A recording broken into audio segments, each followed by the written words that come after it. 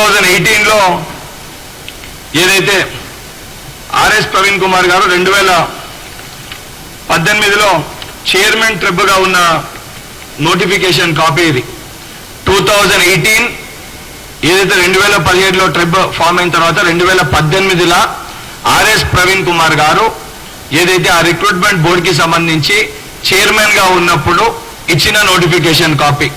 ఈ నోటిఫికేషన్ కాపీలో చాలా స్పష్టంగా ఏదైతే రూల్స్ ఉన్నాయో వేకెన్సీస్ పొజిషన్లో చాలా స్పష్టంగా జిఓఎస్ నెంబర్ 81ని ఫాలో అవుతాము. ఆ జిఓఎస్ నెంబర్ 81లో ఏంటంటే ఏవైతే వేకెన్సీస్ ఉంటాయి అవి నెక్స్ట్ నోటిఫికేషన్కి క్యారీ ఫార్వర్డ్ అవుతాయని చాలా స్పష్టంగా జిఓఎస్ నెంబర్ 81లో చాలా క్లియర్గా పాయింట్ నెంబర్ 9లో చాలా క్లియర్గా మెన్షన్ చేసి ఉంది. ఈ జిఓఎస్ నెంబర్ 81 కూడా ఏదైతే 22/2/1997లో జిఓఎస్ నెంబర్ 81 వచ్చింది.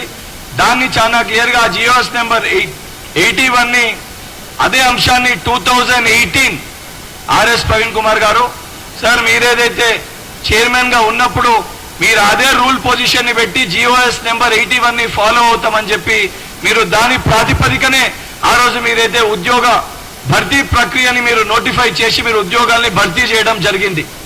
ఈరోజు మీరు ఆ రోజు 2018లో నిజంగా చిత్తశుద్ధే ఉంటే ఏదైతే ఆ రోజున్న బీఆర్ఎస్ ప్రభుత్వానికి మీరైతే సంబంధించి ఆ బోర్డు చైర్మన్గా వ్యవహరిస్తున్న మీరు దీని వలన ఇబ్బంది జరుగుతుంది, ఏదైతే సంబంధించిన స్టూడెంట్స్కి వేకెన్సీస్ 1:1 పిలిస్తే నెక్స్ట్ ఉన్న వాళ్ళకి ఉద్యోగాలు రాదు అని చెప్పి మీరు భావించింటే అప్పుడే మీరు ఈ జిఓఎస్ నెంబర్ 81లో మార్పులు చేర్పులు తీసుకొని వస్తే 2023లో ఏదైతే మళ్ళీ ఈ బోర్డుకి సంబంధించి 2023 బీఆర్ఎస్ పార్టీ ఇచ్చిన గురుకుల నోటిఫికేషన్ రెండోసారి ఇచ్చిన గురుకుల నోటిఫికేషన్లో కూడా సేమ్ అదే రూల్ పొజిషన్ ఇక్కడ కూడా మెన్షన్ చేయడం జరిగింది. Vacancy rule position same rule position ఇక్కడ కూడా మెన్షన్ చేశారు. ఈ రూల్ పొజిషన్లో కూడా చాలా క్లియర్గా ఏమని రాసి ఉంది, the recruitment will be made to the vacancies notified before the examination. There shall be no waiting list as per GOs number 81 general administration department dated on 22/2/97. If the additional vacancies are reported by the government and addendum to be the effect will be issued అని very క్లియర్గా మీరు 2018లో ఏదైతే ఉండే same అదే 2023 ఏదైతే 2022 నోటిఫికేషన్లో కూడా చాలా స్పష్టంగా అదే రూల్ పొజిషన్ని కూడా పెట్టడం జరిగింది.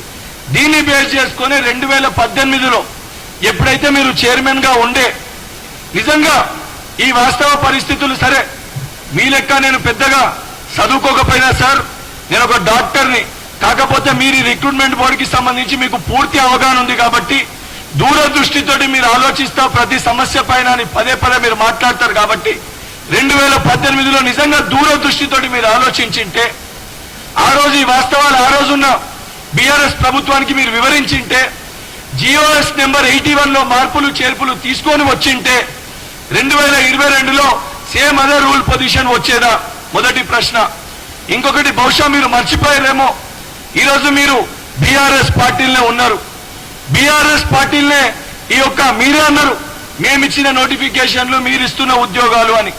మీరిచ్చిన నోటిఫికేషన్లోనే ఈ ప్రాబ్లంలన్నీ ఉన్నాయి.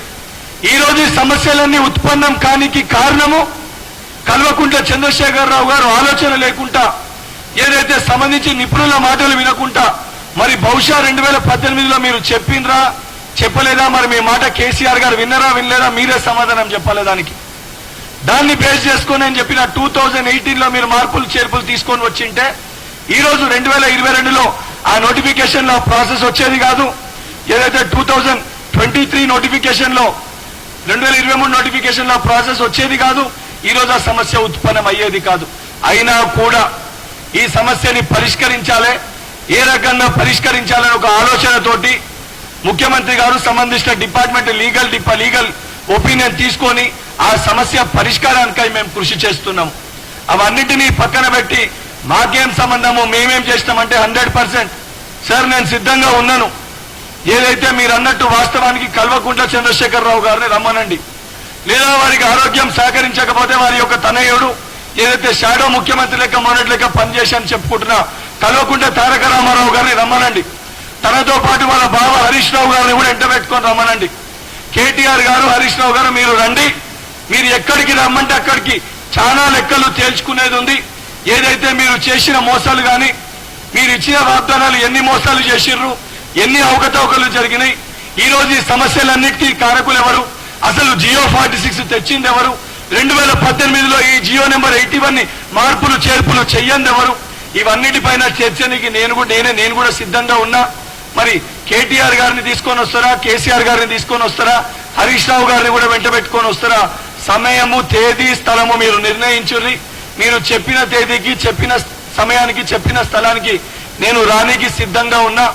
ఏదైతే మీ అంతా ఎక్కువ చదువుకోకపోయినా, ఏదైతే సంబంధించి బీఆర్ఎస్ పార్టీలో ఆ లీకేజ్ సమయంలో అదృష్టవశాత్తము నా చదువంతా కూడా, నా ఇంటర్మీడియట్ కానీ నా స్కూలింగ్ అంతా కూడా కాంగ్రెస్ హయాంలో జరిగింది కాబట్టి ఏ అవకతవకలు జరగకుండా, ఎక్కడ లీకేజ్లు జరగకుండా కంప్లీట్ చిత్తశుద్ధితోటి నా చదువు నేను పూర్తి చేసుకొని నేను డాక్టర్ వృత్తిగా ఏదైతే కొద్దిగా ఆలస్యమైనా కూడా నా మెడిసిన్ ని కంప్లీట్ చేసుకొని ఈరోజు నేను తెలంగాణ మెడికల్ కౌన్సిల్ గా కూడా ఒక ఎన్రోల్డ్ డాక్టర్ గా ఉన్నా. నాకున్న చదువుతోటి, నాకున్న జ్ఞానంతో, నాకున్న ఎవిడెన్సెస్ నేను బయటికి తీసుకొని వచ్చి పెట్టినా. ఎక్కడన్నా నా తరఫున తప్పులు జరిగితే నేను అంగీకరించి సిద్ధంగా ఉన్నా తప్ప 80,000 పుస్తకాలు చదివినా, 90,000 పుస్తకాలు చదివినా నాకంటే పెద్ద జ్ఞాని ఈ భూమి పైన లేడని చెప్పని కేసీ గారి యొక్క వ్యవహారం లెక్క నా వ్యవహారం ఉండదు సార్. నాకు చాలా స్పష్టత ఉంది. మరి నిజంగా మీకు స్పష్టత ఉంటే కేసీఆర్ గారిని బయటికి వచ్చి ఈ వాస్తవాలు చెప్పమని చెప్పండి. ఆయన మాకు పాఠాలు చెప్పిన గురువులు, నిజాయితీగా నీతితోటి నేను పుట్టింది, నా రాజకీయ అరంగేట్రం ఎన్ఎస్ఐ రాష్ట్ర అధ్యక్షుడు లెక్కనే ఉన్నా. నేను గత 11 సంవత్సరాలకెళ్ళి కాంగ్రెస్ పార్టీలో ఉన్నా. ఏదైతే నా గురువులు నేర్పిరు, ఒక సిద్ధాంతాల పరంగా ఏ పార్టీలో అయితే ఉంటామో, దేంట్లో ఉంటామో ఆఖరి శ్వాస వరకు దాంట్లోనే ఉండాలని చెప్పి నాకు నేర్పిరు. నేను సంవత్సరానికి 3 పార్టీలు, ఏదైతే 3 వ్యక్తుల దగ్గరికి పోయే ఒక వ్యక్తిత్వం నాది కాదు. వాస్తవానికి నిజంగా మీకు చిత్తశుద్ధి ఉంటే బీఆర్ఎస్ పార్టీని గతంలో మీరు తిట్టిన మాటలు, బీఎస్పీ పార్టీలో మీరు ఉన్నప్పుడు గడీల గురించి మాట్లాడిన మాటలు, అవన్నిటినీ గుర్తు చేసుకొని అన్ని విషయాలపైన ఆ కుటుంబం, కల్వకుంట్ల కుటుంబంకి ఒకరిని, తన్నీరు హరీష్ రావు గారిని వెంట పెట్టుకొని వస్తే మీరు ఎక్కడంటే అక్కడ బహిరంగ చర్చకి నేను సిద్ధంగా ఉన్నాను.